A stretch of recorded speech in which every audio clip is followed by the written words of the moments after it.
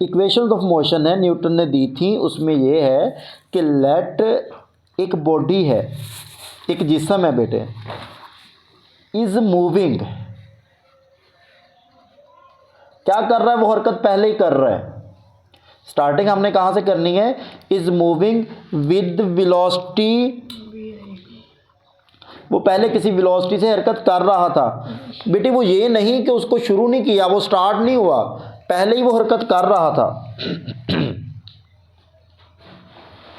इसमें हम ग्राफ कैसे बनाएंगे, मैं ग्राफ बनाता हूँ फिर लिखने वाला साथ लिखते हैं बेटे। इधर v लेना है मैंने, इधर टाइम लेना है। कुछ यहाँ तक वो हरकत कर रहा था पहले जब मैंने स्टार्ट किया, फिर मैंने क्या कहा, उस पर कोई फोर्स लगी बेटे, कुछ ना कुछ तो उसको किसी ने धक्का दिया, या उसने एक्सेलरेट किया, या एक्सेलरेटर दबाया, स्पीड बढ़ाई, उस जिस्म की स्पीड बढ़ी यूनिफॉर्मली। जब यूनिफॉर्मली बढ़ी है, टाइम भी उतना बढ़ रहा है, वेलोसिटी भी उतनी बढ़ रही है। जब चीज़ यूनिफॉर्मली मूव करती है तो ऐसे स्ट्रेट लाइन बनती है बेटे। टाइम इधर है, इसने तो बढ़ना ही बढ़ना है। वेलोसिटी है, अगर वो बढ़ रही है तो ऊपर जा रहा है, इसका मतलब बढ़ रहा है। मैंने क्या कहा, इतने टाइम में वो यहाँ तक गया और यहाँ से ऊपर तक गया, फिर आगे इतना टाइम गुजरा और इधर तक गया। तो ये ग्राफ जो है ना एक सीधा बनेगा, ये तो समझाने के लिए कर रहा हूँ।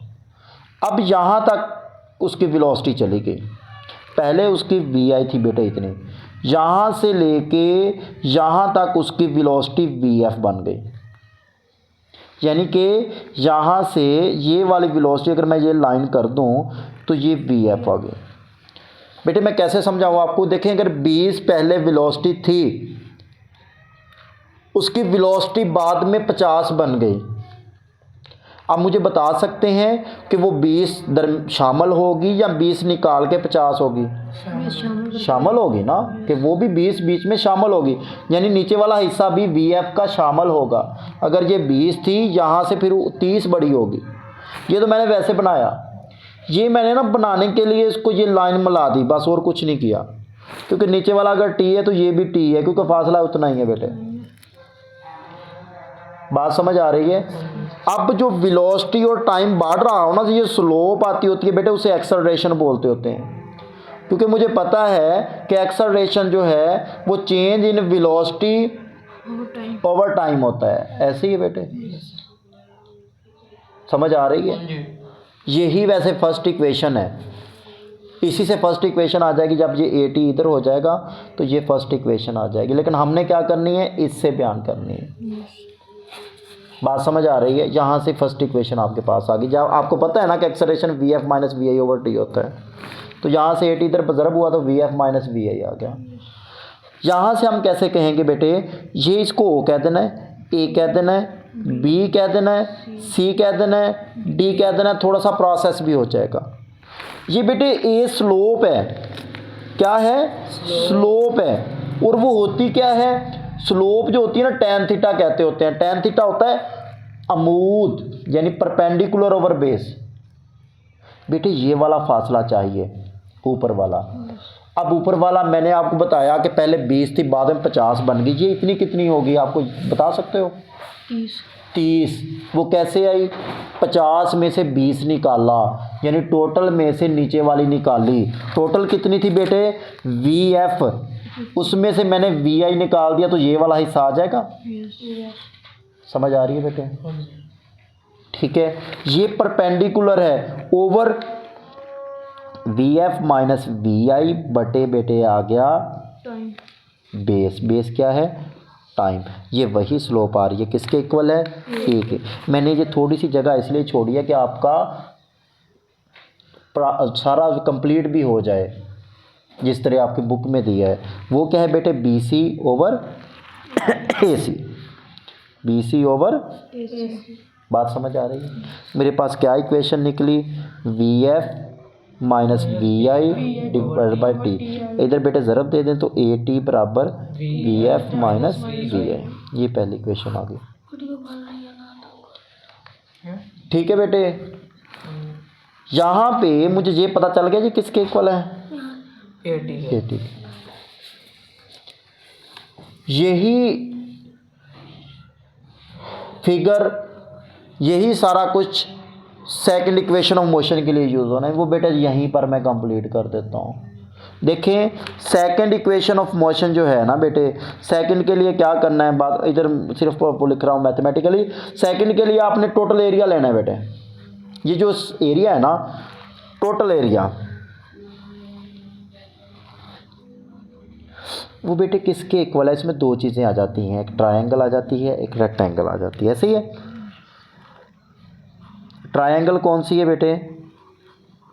एरिया ऑफ ट्रायंगल, यहाँ लिखें एरिया ऑफ ट्रायंगल कौन सी बेटे?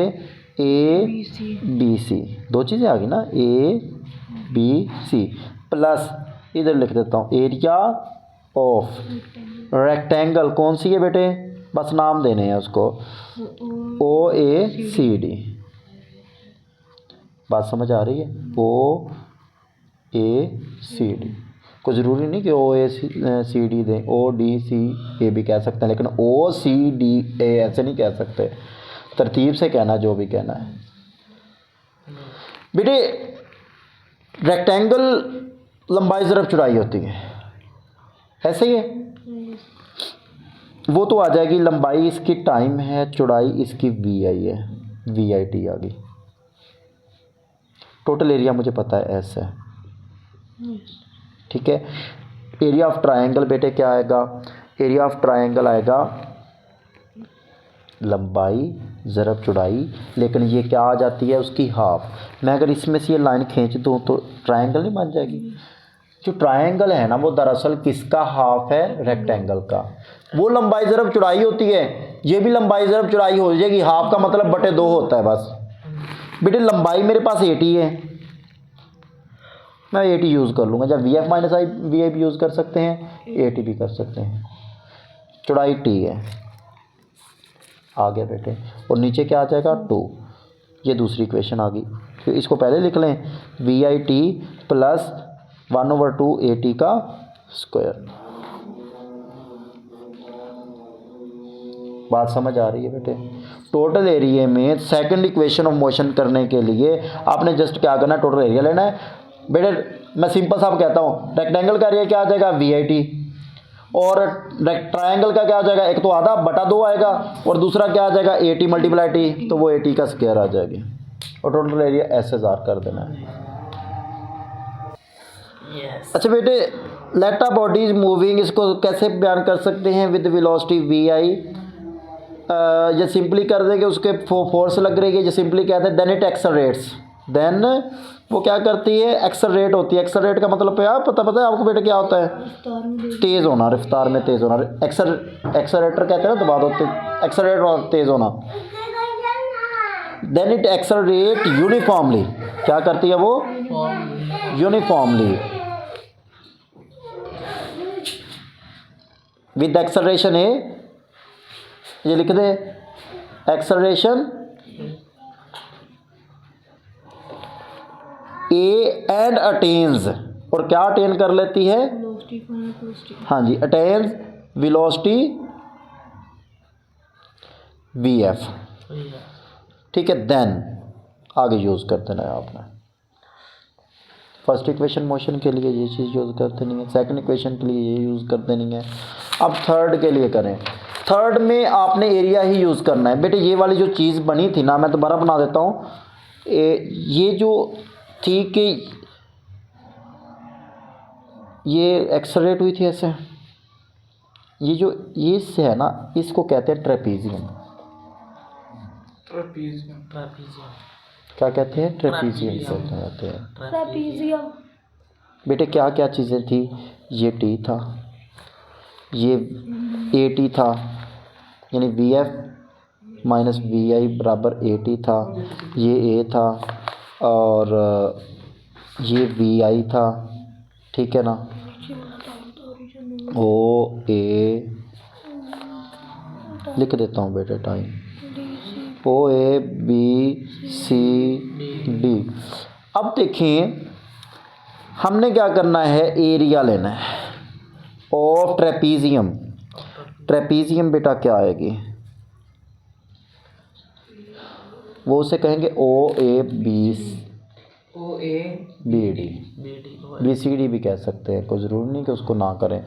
ओ ए बी डी कर लें। ये किसके बराबर है? ये होगा बेटे, एक तो 1/2 ही आएगा, जैसे इस ट्रायंगल का होता है वही आएगा। लंबाई ज़रब चौड़ाई ही आएगा, लेकिन आएगा कैसे? ये टी है लंबाई, जिसमें कोई पार्ट नहीं है, इसके 2 पार्ट बनते हैं, ये पार्ट बनते हैं ना। बात समझ आ रही है? उन दोनों का मल्टीपल।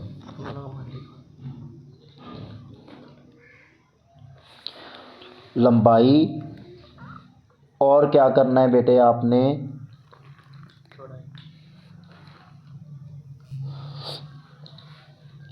इन दोनों का एडिशन, इन दोनों का एडिशन। ये कितना है बेटे? वी आई, और ये कितना है?